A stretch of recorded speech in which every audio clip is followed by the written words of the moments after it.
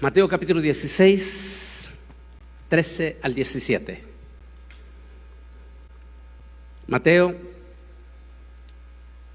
16, 13 al 17. Y Dios bendiga también a todos los que están conectados en este momento, a lo cual le pido que le mandemos un aplauso de saludo a toda esa gente preciosa en todas partes del mundo donde están conectados ahorita. Mandémosle un aplauso a ellos como bienvenida.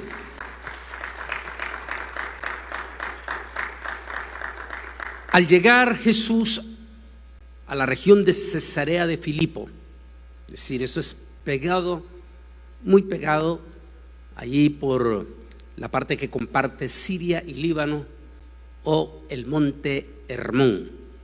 Es la parte también donde nace el río Jordán y la parte que se pega ya con el mar de Galilea, que este 20 de noviembre en Thanksgiving estoy viajando con un grupo de peregrinos y vamos a estar allí, si el Señor así lo permite, muy pronto.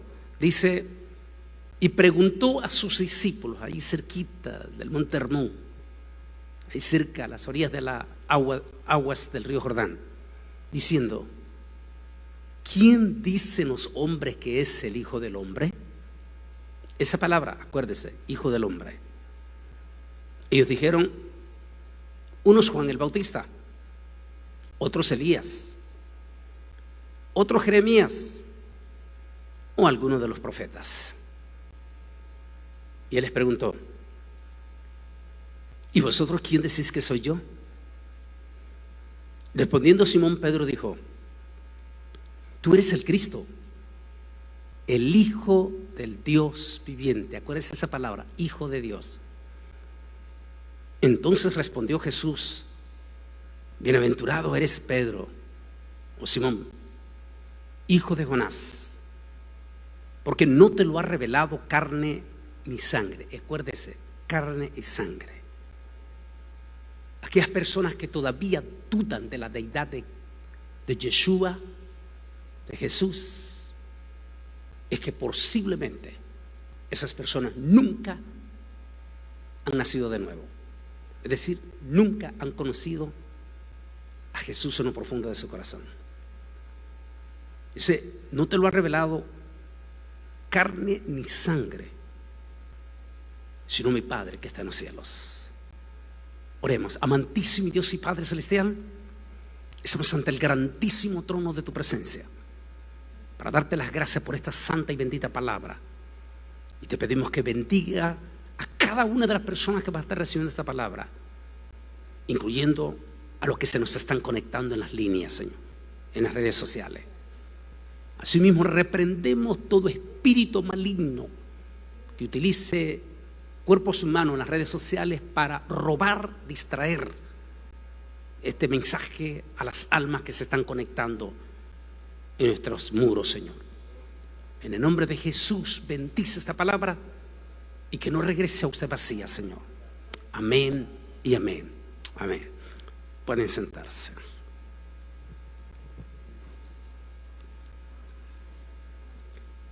¿Quién es el Hijo de Dios? ¿O quién es el Hijo del Hombre?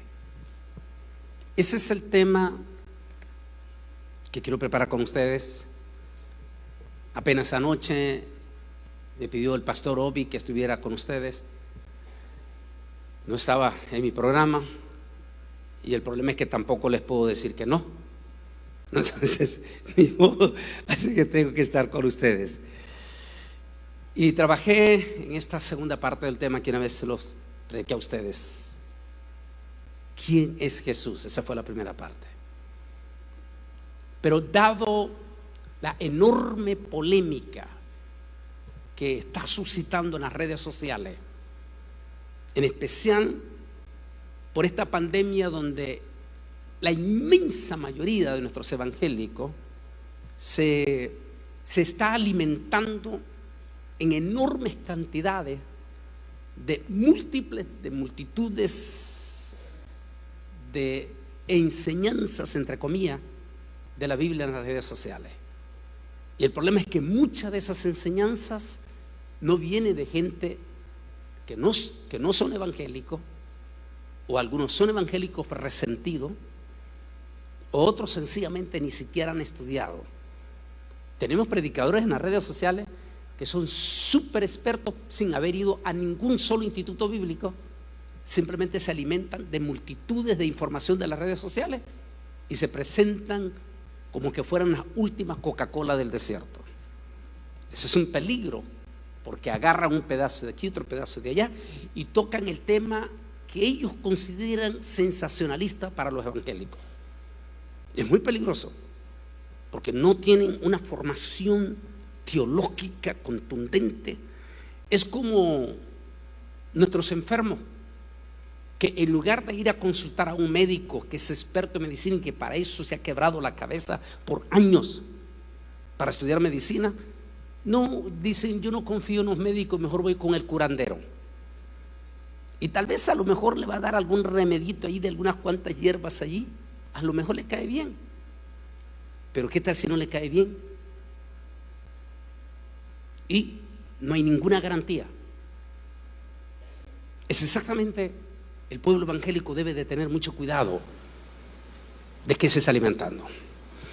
Y últimamente en las redes sociales, desde que se dio esta pandemia, multitudes de evangélicos que se están alimentando de esos muros están 100% ya seguros que Jesús no es Dios, que Jesús simplemente es Hijo de Dios. Pero lo peor de todo es que ellos mismos ni siquiera entienden qué significa la palabra Hijo de Dios o Hijo del Hombre.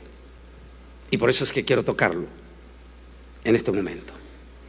De una cosa quiero, para entrar en profundidad con ustedes, una cosa es muy importante, es esa pregunta que Jesús le hizo a los apóstoles: ¿y vosotros, quién crees que soy yo?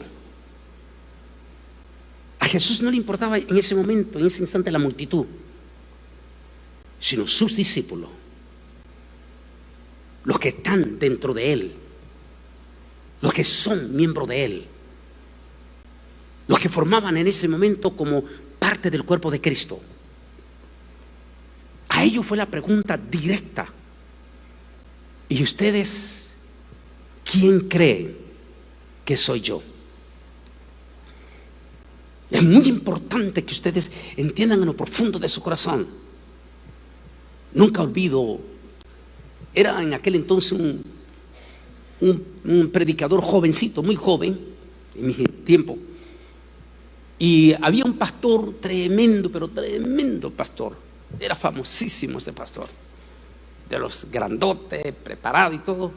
Y una vez estábamos los dos sentados y él me dijo: ¿te puedo comentar algo? Yo le dije: ¿o te puedo preguntar algo? Y dije: claro, dímelo. Y me dijo: ¿tú estás absolutamente convencido de que Jesús es Dios? Me lo estaba diciendo uno de los que yo era jovencito, apenas, ni había cumplido 20 años. Y me lo está diciendo uno de los grandototototes.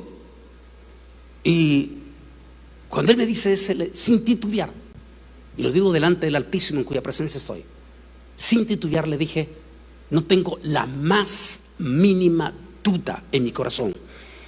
Estoy absolutamente, desde que yo lo vi en visión en aquel campamento, cuando Él se me reveló, no tengo la más mínima duda quién es Jesús o Yeshua. Y Él me dijo con toda sinceridad, te lo digo, me dijo: uno de mis grandes problemas es que me pasan dudas en mi corazón acerca de quién es Jesús, de la deidad de Jesús. Cuando Él me dijo eso, yo le dije: ¿sabes qué? Tienes que arrodillarte delante de Dios y convertirte de corazón a corazón, porque a lo mejor te está pasando el mismísimo problema de Nicodemo. Era toda una celebridad como maestro, era todo un teólogo, era todo un maestro, en hebreo moré, era todo un super maestro. Sin embargo, Jesús le dijo: Nicodemo, te es necesario de hacer de nuevo, porque solo cuando naces de nuevo llegas a tener la certeza de quién es Jesús. Ok, ¿quién es el Hijo de Dios? ¿O quién es el Hijo del Hombre? ¿Por qué no lo analizamos rápidamente aquí? A ese personaje extraordinario, a ese rabí, como le decían los judíos, incluyendo los religiosos, quien en una ocasión tomaron piedra y querían apedrear a Jesús. Y Jesús les dijo: ¿por cuál de los milagros me queréis apedrear? Ellos dijeron: no que te queremos apedrear por los milagros, sino porque siendo hombre te haces llamar el Hijo del Hombre. ¿Por qué estos judíos religiosos estaban diciendo eso? Los que muchos supuestos religiosos cristianos hoy en día, a pesar de haber pasado, yo no sé si es que se durmieron en la Universidad de Teología, que nunca han llegado a comprender que los mismos judíos de la época de Jesús religioso entendían perfectamente lo que significaba la palabra Hijo del Hombre. En otras palabras le estaban diciendo: no te queremos apedrear por los milagros, sino porque siendo hombre te haces igual a Dios. Esa palabra, eso es muy importante que analicemos. Miremos y tomemos una idea de esta imagen de Jesús. Y pregúntate en lo más profundo de tu corazón: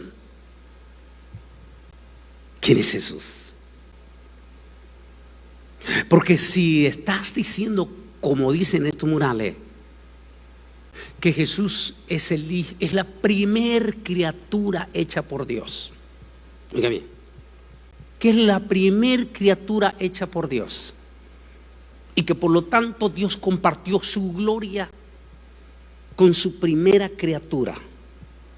O sea, que Jesús es el primer hijo de Dios, es todo, y que cumplió los requisitos para ser Mesías. Claro, hay grandísimo problema hacer esa declaración, sobre todo en aquel pasaje de la Biblia que dice que Yahweh, Jehová, no comparte su gloria con nadie. Eso es lo que dice. Entonces, si Dios, Yahweh, Jehová, no comparte su gloria con nadie, entonces ¿quién es Jesús? Entonces, ¿por qué el nombre Hijo de Dios o Hijo de los hombres o el Hijo del Hombre, perdón? ¿Por qué los cristianos de hoy en día y de estos movimientos sectarios, dos de esas sectas que nacieron aquí en Estados Unidos, por qué ellos quieren darse la autoridad y quieren ponerse en un mejor nivel que los judíos religiosos que estuvieron cara a cara frente a Jesús y que cuando escuchaban a Jesús decir Hijo del Hombre, se asustaban ellos? Hijo de... ¿Por qué aquellos judíos sí se asustaban? Porque ellos sabían qué significaba darse el título de Hijo de Dios o Hijo del Hombre, en el concepto alto. Pues analicémoslo rápidamente, no quiero hacerlo muy extenso. Hijo del Hombre, término que aparece 82 veces en los evangelios con referencia a Jesús, en hebreo Yeshua, Jesus, y solo 3 veces en el resto del Nuevo Testamento. Wow, 82 veces en los 4 evangelios y en todo relación a las propias palabras de Jesús.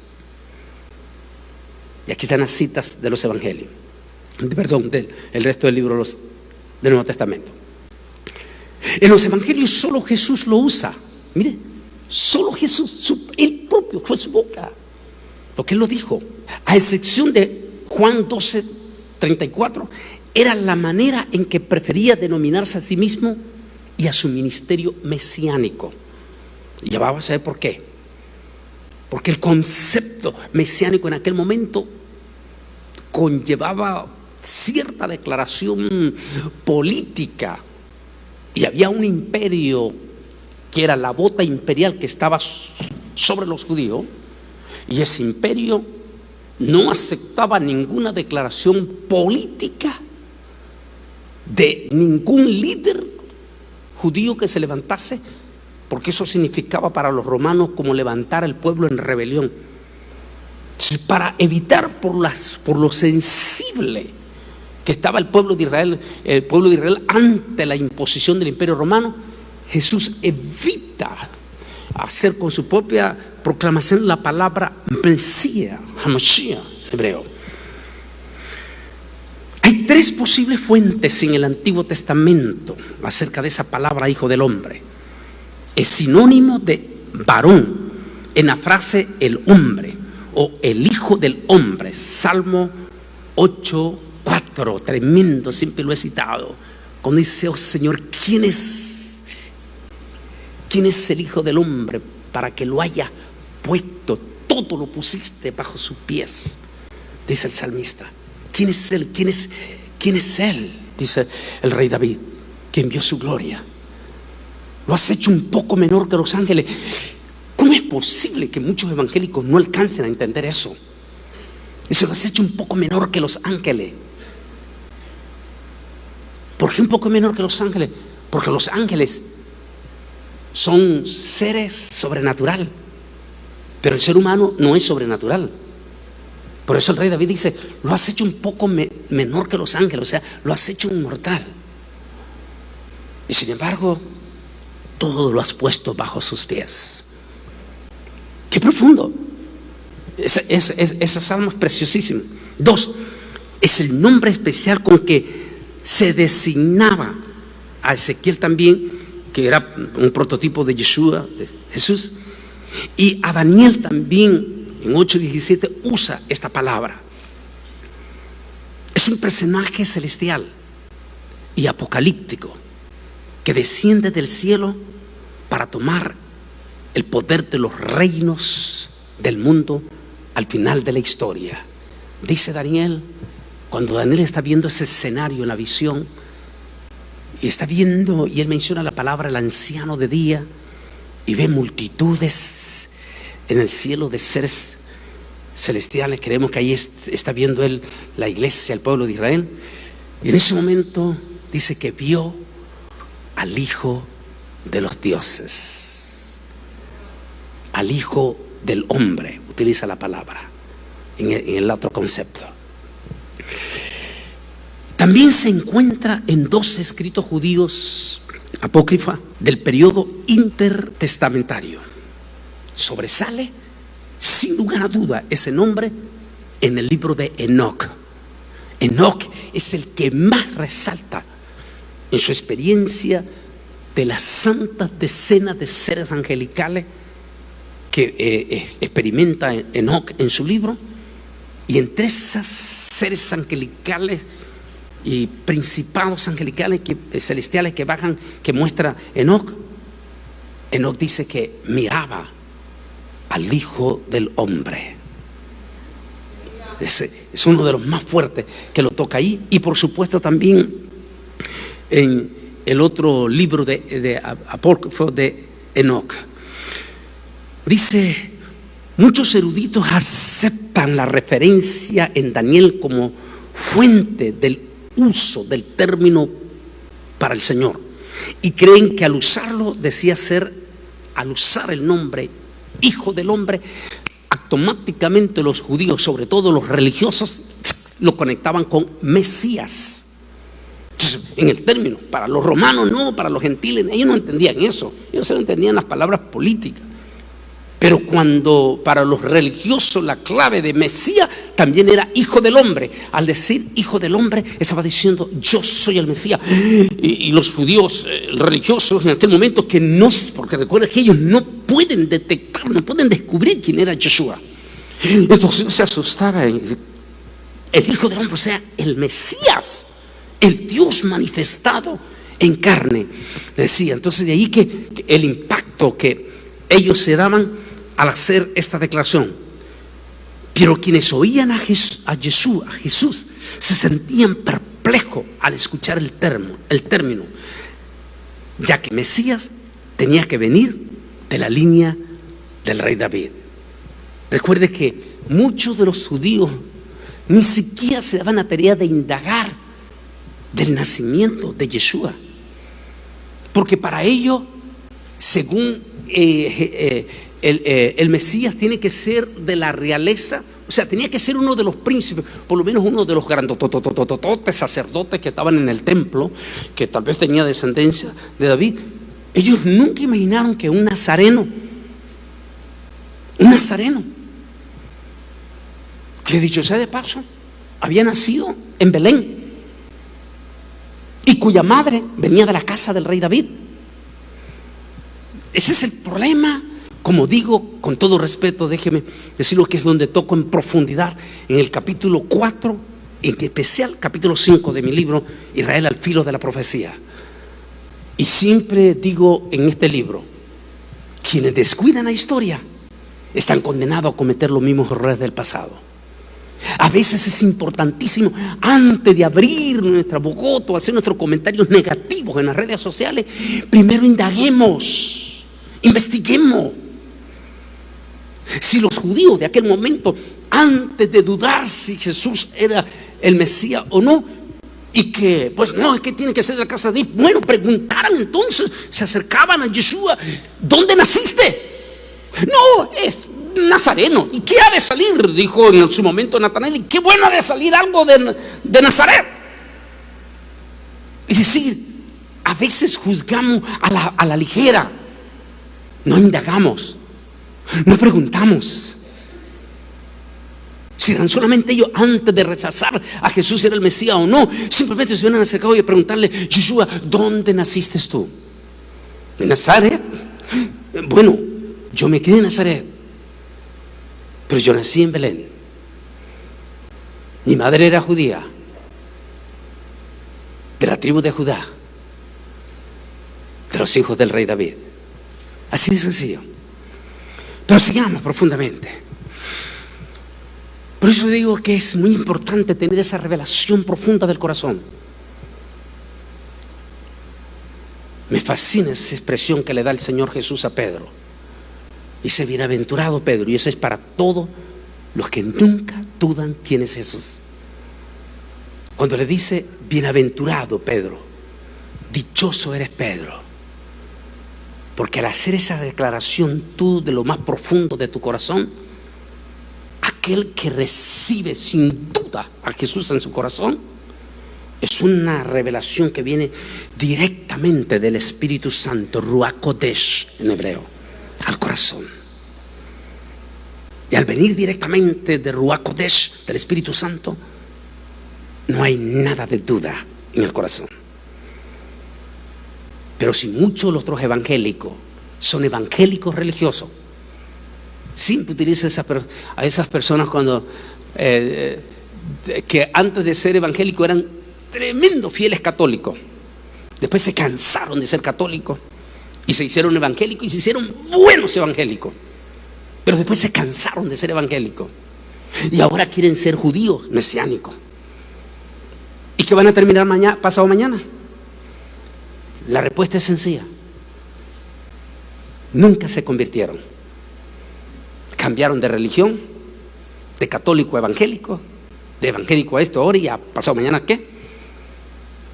En otras palabras, nunca tuvieron en su corazón la revelación directa del Espíritu Santo acerca de quién es Yeshua.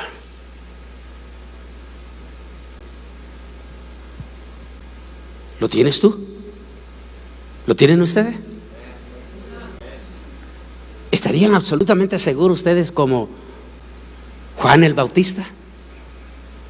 6 personajes que a mí me impacta. De hecho, es considerado después de Jesús, después de Yeshua, es considerado como el primer hombre de mayor unción en toda la historia de la iglesia.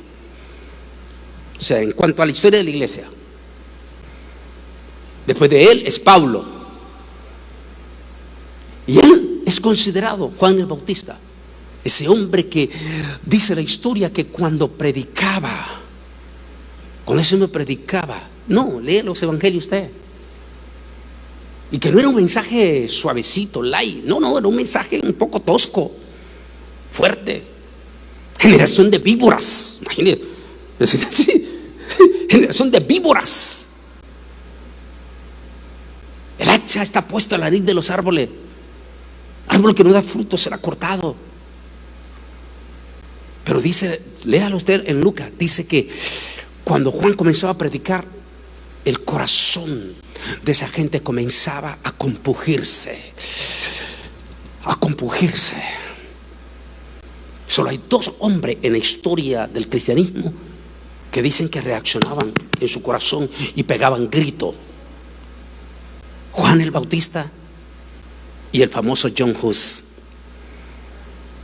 Ambos dos personas dicen que cuando predicaba, lean Lucas, dicen que la gente pegaba grito, pero grito, eso es lo que dice, da a entender el original. Pegaban grito y decían: ¡Johanán! ¡Juan! ¡Juan! Pero así gritando, o sea, estaban impactados. Aquella palabra ungida que tenía Juan. Y que hoy en día muchísimos predicadores modernos confunden la unción con caerse y patalear. No, eso no es unción. Unción es cuando la palabra toca, llega al corazón y la gente es compungida y empieza a llorar y empieza a sentir que si no se convierte se muere. Esa es unción. No espectáculo de estar botando gente y estar tirándolos con los pies. Eso no es unción.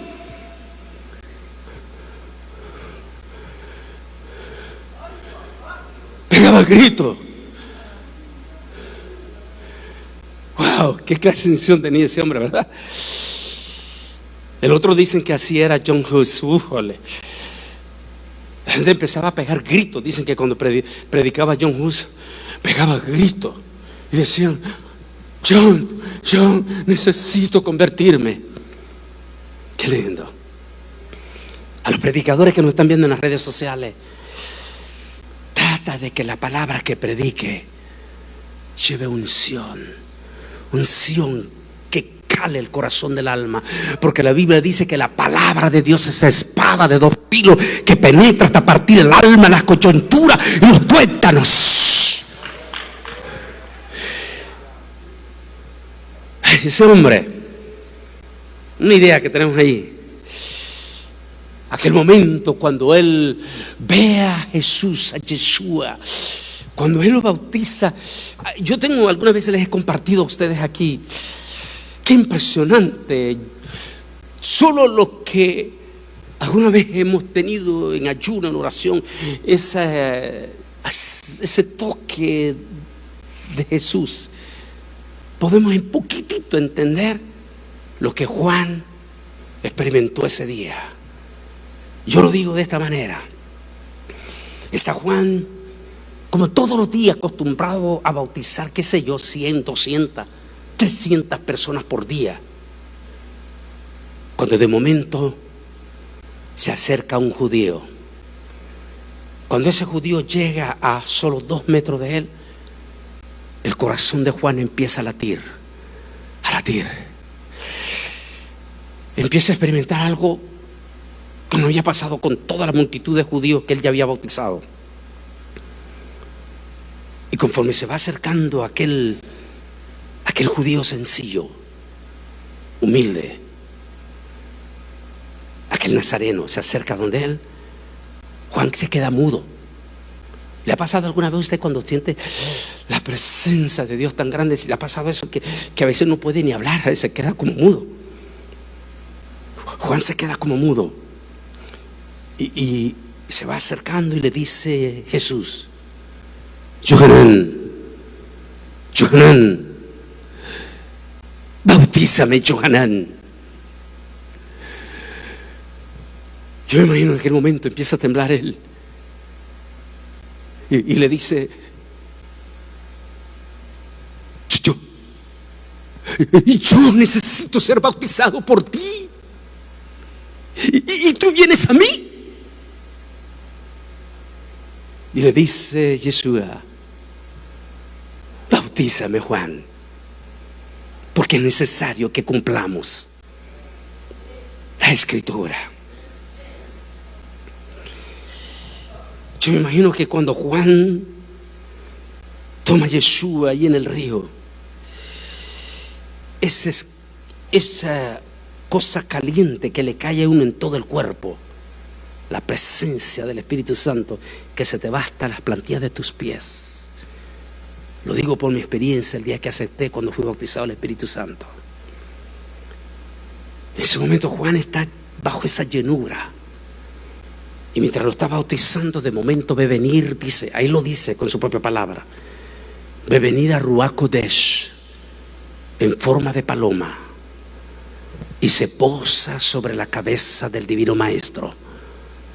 Y mientras se está posando en él, escucha Juan una voz celestial, una voz de trueno. De hecho dice que toda la gente que estaba allí escucharon el trueno. Y escucha la voz Juan que decía: este es mi Hijo amado, en quien yo tengo complacencia. Qué lindo. Cuando Yeshua sale del agua, Juan extiende su mano, como así. Extiende su mano y dice: Él es el Hijo de Dios. A Él síganlo. La palabra, el Hijo de Dios. La Biblia presenta a Jesús como el Hijo de Dios, lo cual constituye una declaración de su absoluta, ya más adelante voy a decirle en eso, absoluta deidad. También lo presenta como el Hijo del Hombre, identificándolo por un lado con una autoridad soberana que como Mesías ha de ejercer cuando Él venga por segunda vez a la tierra con poder y gran gloria. Eso es la connotación de Hijo del Hombre, cuando Él venga en poder y en gran gloria y se siente sobre todos los reinos como Rey de Reyes y Señor de los Señores, incaudicable. Esa es la connotación del Hijo del Hombre. Dice: cuando venga en su presencia, la palabra de Dios, Hijo de Dios, además confiere a Jesús el nombre de Dios, Hijo de Dios. En el relato de la unificación del nacimiento de Cristo, en el relato, Mateo cita al profeta Isaías: y aquí que la Virgen concebirá y dará a luz un hijo, llamará su nombre. Bueno, esa es la traducción que tenemos. Múltiples de amigos, cuando era jovencito, muy jovencito allá en Israel, múltiples de amigos rabinos, cuestionábamos la traducción que está en español, en inglés y en algún momento en hebreo, excepto que todos coinciden que en los rollos del Gran Muerto es el libro de Isaías que está allí en el museo y que no se permitirá revelar los misterios del Mar Muerto hasta las futuras generaciones. Ese fue el acuerdo. ¿Por qué? Y todos ellos decían: Antonio, es correcto. Cuando le dice Isaías, no dice y se llamará. No, esa fue por alguna razón sensible de nuestro religioso. Lo que quiere decir es: he aquí que la Virgen concebirá y dará a luz a un niño, el cual será Dios con nosotros. Esa es la palabra. El cual será Emmanuel, es decir, Dios con nosotros. Y lo entendían. El judaísmo siempre lo entendió en aquel momento, clarísimo lo entendieron ellos. No hubo ni siquiera cuestionamiento en eso. E inclusive, cuando el ángel Gabriel se le aparece a los pastores para anunciarle el nacimiento que había nacido en Belén de Judea, el propio ángel Gabriel así lo declara también. Todo esto parece enigmático.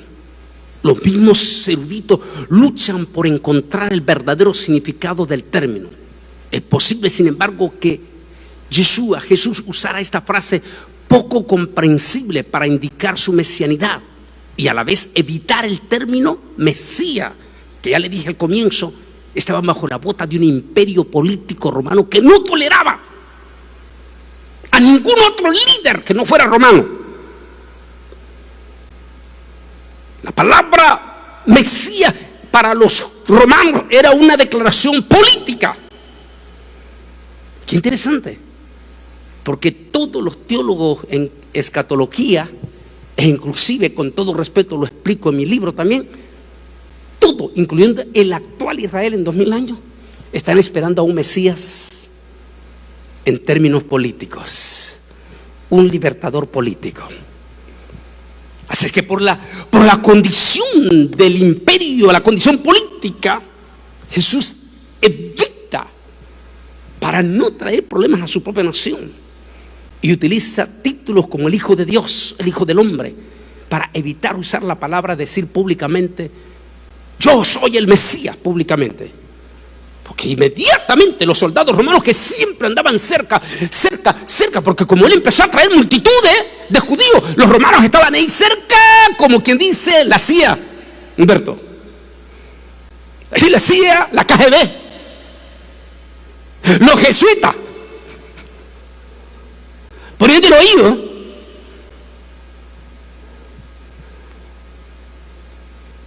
Qué lindo que es la sabiduría de mi Señor Jesucristo, ¿no? Precioso. Y a la vez dice evitar el término Mesías, que solía interpretarse en sentido militar. Jesús no quería que lo confundieran con un Mesías militar que liberaría a Israel del dominio de Roma. Por eso escogió un título que manifestaba su mesianidad sin el peligro de ser mal entendido, porque los religiosos sí lo entendían, los términos Hijo de Dios o Hijo del Hombre. El que en él cree no es condenado, mas el que no cree ya es condenado, porque no creyó en el nombre del unigénito Hijo de Dios. Dicen que no quiero mencionar los nombres de esos grupos sectarios. No, es que él no es Dios, él es el Hijo de Dios. Bueno, entonces hay un problema, porque todo el libro, los Salmos, el profeta Isaías y todo dice que yo soy Yahweh y fuera de mí no hay quien salve. ¿Cómo lo interpretan eso entonces? ¿Cómo lo interpretan? ¿No pueden entender estos pasajes de la Biblia de esta gente? ¿O sencillamente es que nunca se les ha sido revelado en su corazón quién es Yeshua? La persona en quien se cumple la profecía de Isaías es concebido originalmente en el vientre de María, es llamado unigénito Hijo de Dios, el Hijo del Hombre, Emmanuel, es decir, Dios con nosotros. Es que a veces nuestra mente es muy finita, muy finita como ser humano. Por más soberbio que nos creamos, el ser humano es finito. Para ellos era, y todavía en pleno siglo XXI, era inaudito pensar que aquel rabino nazareno era nada menos y nada más que el Dios mismo manifestado en carne. Excepto los demonios sí sabían quién era Jesús, porque lógico, ellos lo conocieron allá arriba antes de ser expulsados del cielo. Y cuando lo vieron, cuando los demonios vieron a Jesús, recuerda el demoniado de Gadarea y todo, otros demoniados, cuando vieron a Jesús, los demonios pegaban gritos y decían: Jesús de Nazaret, has venido a atormentarnos antes de tiempo. Es que interesante. Ahora vienen una gente con mente finita de ser humano. No, yo no creo que Jesús es Dios. Yo creo que Él es el Hijo de Dios. Es el Mesías, pero no es Dios. Por favor. Uno de los pasajes más significativos referente al tema de la deidad de Cristo, de Jesús, es sin duda Filipenses 2, 5, 11. Allí Pablo narra ese misterio profundo. Dice: el que no escatimó ser igual a Dios, es decir, ser Dios, sino que se humilló hasta lo sumo, haciéndose humano. Por lo cual, dice, se le dio un nombre que es sobre todo nombre, para que en el nombre de Jesús se doble toda rodilla y toda boca confiese que Jesús es el Señor. En este pasaje Pablo escribe acerca del origen celestial de Cristo, de Jesús, su relación con su deidad en la eternidad, su encarnación, su humillación y su muerte en la cruz y su subsecuente exaltación a la gloria. Pablo comienza diciendo: haya pues en vosotros de sentir que hubo también en Cristo Jesús, el cual, siendo en forma de Dios, no estimó el ser igual a Dios como cosa que aferrarse. Profundo, pasajes profundos, que por supuesto esta gente ni siquiera han leído esos pasajes, o sencillamente no los quieren leer. Aquí tenemos una idea de ese momento. Que por cierto, en el 2001, cuando vino el caso de las Torres Gemelas, por alguna razón allí, de tantas cosas, los cambios tan rápidos que se nos vinieron en este mundo, Lisa, Debbie, que es mi cuñada, que ha sido la secretaria, en aquel momento no me ayudaron, y ese video que no lo salvé yo, no lo salvamos en nada, que yo hice en aquel momento, ahora cuánto anhelo tenerlo. Era cuando hablé y lo dejamos grabado de las Torres Gemelas, y toqué cosas profundas, entre ellos quiénes eran los talibanes. Y solo en una investigación que hice se me ocurrió decir que me hicieron garrote. Pero esta semana, cuando estábamos en Atlanta, uno de los grandotes y periodistas dijo: oye, ¿y saben ustedes el origen de esa gente? Los talibanes no es gente que viene pobre, es gente que viene, hay gente súper preparadísima ahí. Y por cierto, qué casualidad que cerca de cumplirse 20 años de las Torres Gemelas están de protagonistas. Pero ese es tema del domingo en la tarde, que se lo quiero compartir a ustedes. Ese es el domingo en la tarde. Vamos a hablar de ellos. Por último, la expresión el ser igual a Dios debe ser considerada con mucha atención en este contexto. Jesús no consideró al ser igual a Dios como una usurpación. Su naturaleza, su rango, su gloria, su majestad son los que a través de la eternidad han correspondido a la deidad y por lo tanto pertenece a Cristo Jesús. Jesús abandonó temporalmente su posición en su gloria celestial como Padre.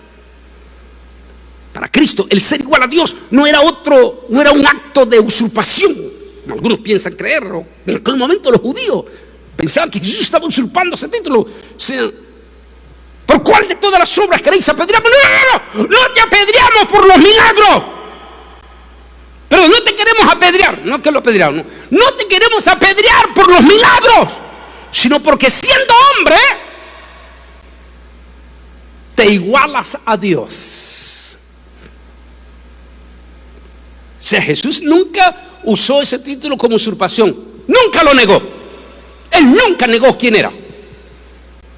De hecho, en el momento cuando le preguntaron: ¿eres tú el Cristo? Cuando se lo preguntó Caifás, ¿recuerda? Él no lo negó.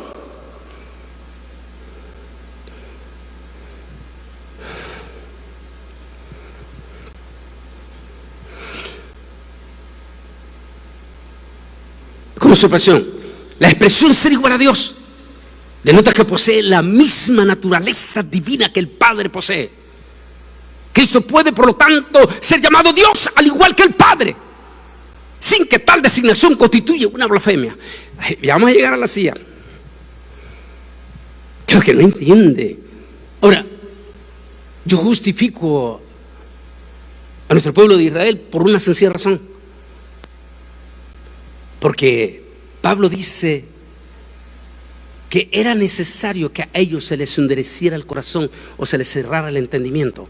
La profecía de Isaías, para que viendo no vean y oyendo no oigan, a fin de que los gentiles puedan ser bendecidos primero y después entonces se volverá a Israel.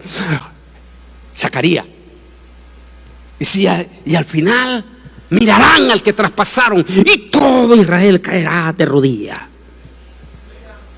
Así que yo no puedo juzgar al pueblo de Israel. No, juzgo a aquellos que no siendo judíos quieren mostrarse mejor que los judíos. Y comienzan a blasfemar cuando son gentiles. Eso es lo que estamos haciendo. Este pasaje a mí me impacta bastante. Por favor, ayúdeme. Mírelo allí. Abajo, el segundo párrafo, el último párrafo. Qué preciosa esa declaración. Dice, en su epístola a los Romanos, capítulo 9, Pablo enumera los privilegios de la nación de Israel diciendo, mire lo que dice Pablo, de quienes son los patriarcas y de los cuales según la carne, ¿quieren leer en voz alta conmigo esa parte? Vino al Cristo, lean. El cual, ¿qué dice? El cual, ¿qué dice? Es Dios. ¿Blasfemó Pablo entonces?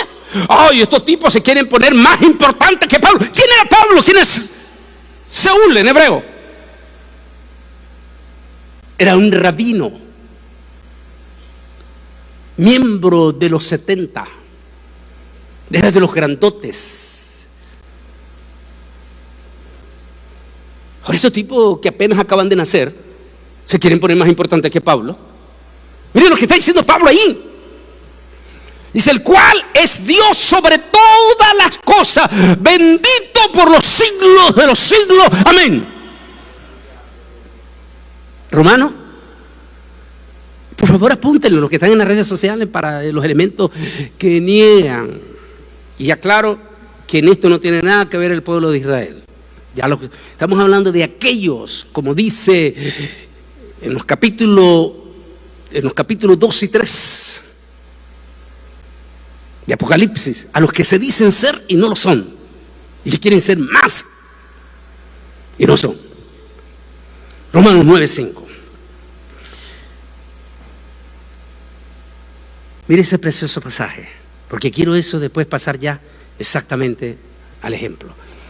Por favor, hermano, quiero que cuando les pido que lo hagan, háganlo en voz alta, que se escuchen en las redes sociales, como cuando iban al estadio de fútbol y pegaban los grandes gritos ustedes por ese bendito equipo. Quiero que me lean, pero todos a viva voz, porque es palabra que llegue al corazón de ustedes también. Léame en voz alta esos dos pasajes. A ver, léanlo.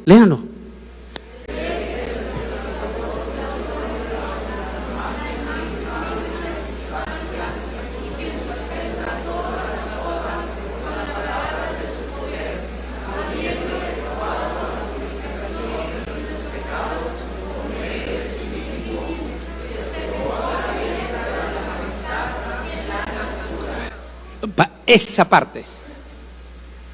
parte dice, se sentó a la diestra de la majestad.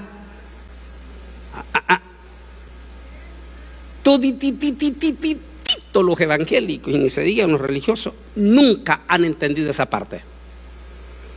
Y que está semejante igual. Lean el otro, Hebreos 10:12, léanlo.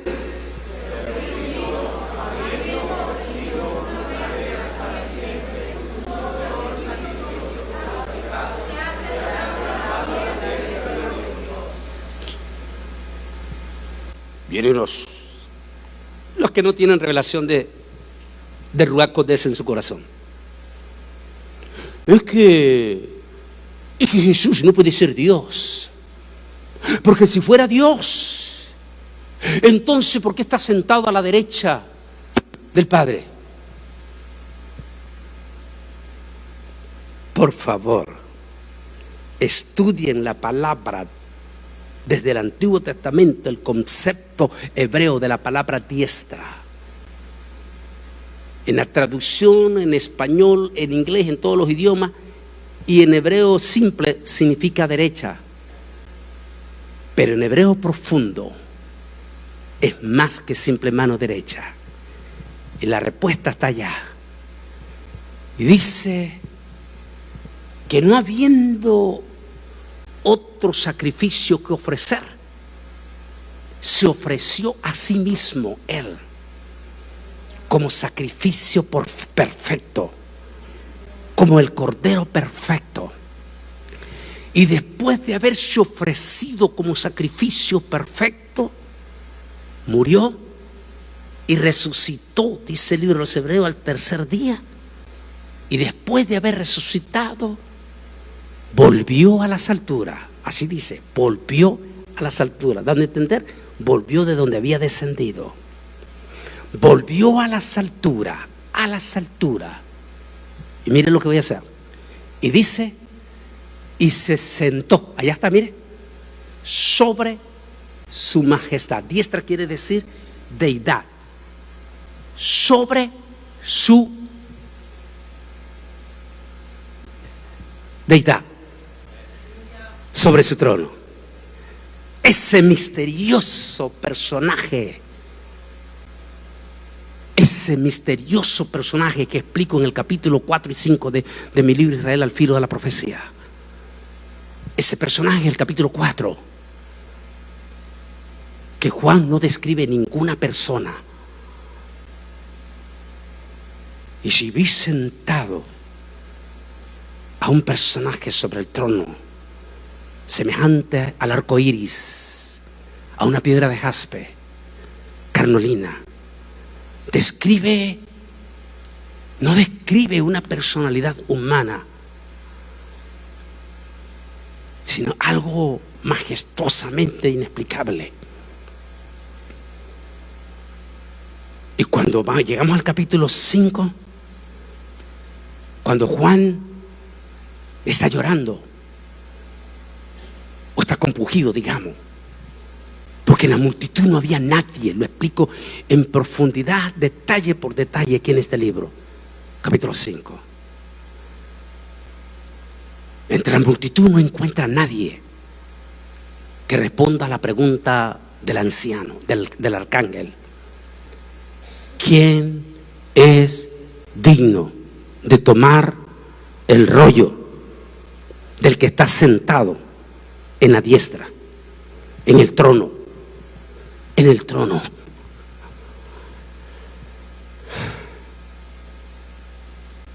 Y cuando de momento le dice un anciano, que en el libro explico que podría ser nuestro padre Abraham, y le dice: tranquilo, Johanán, tranquilo. He aquí el león de la tribu de Judá, la raíz de David, el Cordero de Dios. Y cuando Juan se voltea, ahí se revela lo del capítulo 4, el majestuoso que está sentado. Y ahí se revela. Y cuando Juan ve allí al Cordero de Dios, la raíz de David, ese majestuoso Señor, Rey de Reyes, Señor de Señores, Cristo Jesús.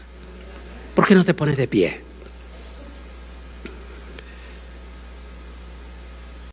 Pero Cristo, habiendo ofrecido una vez por siempre un solo sacrificio por los pecados, se ha sentado sobre su majestad, sobre su deidad. Volvió de nuevo a tomar su lugar.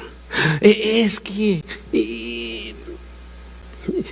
yo no entiendo cómo es eso del Padre, Hijo y Espíritu Santo.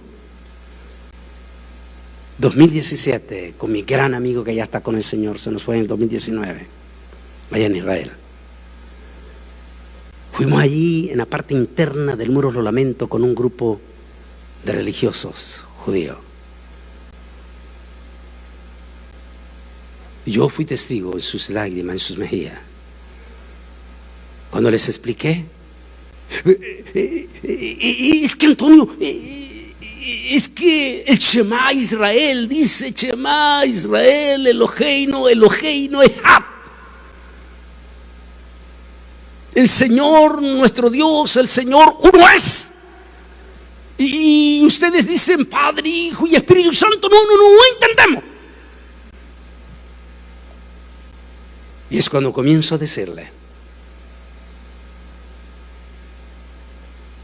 en el principio, Bereshit, baja Dios, después de haber dicho con su palabra que se crearan todas las cosas que existen, tanto seres vivos como la vegetación y todo, el último ser de la creación no lo declaró: hágase el hombre. No, le dije a ellos, sino que bajó, dice, y tomó barro en su mano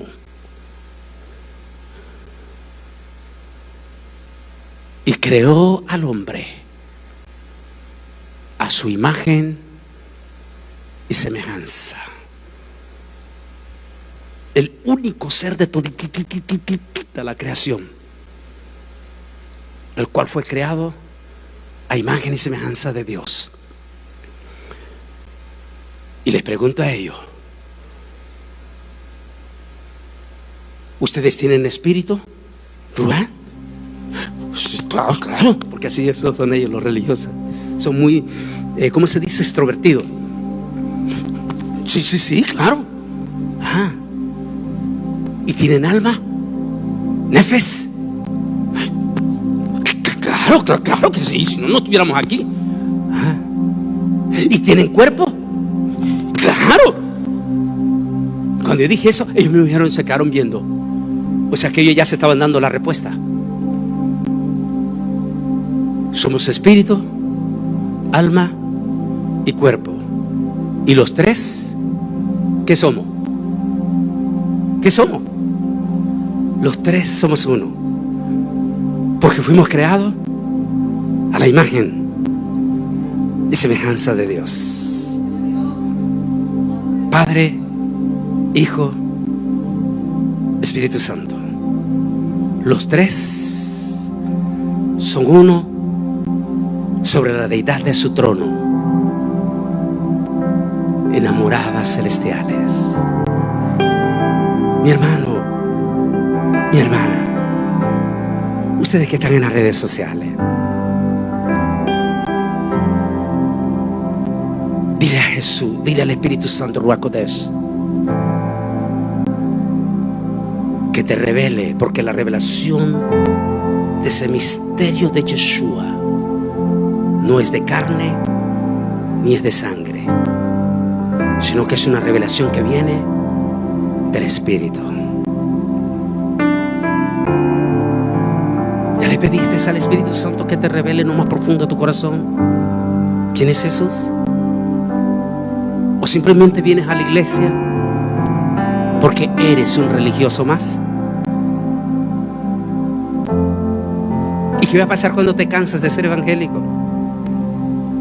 No.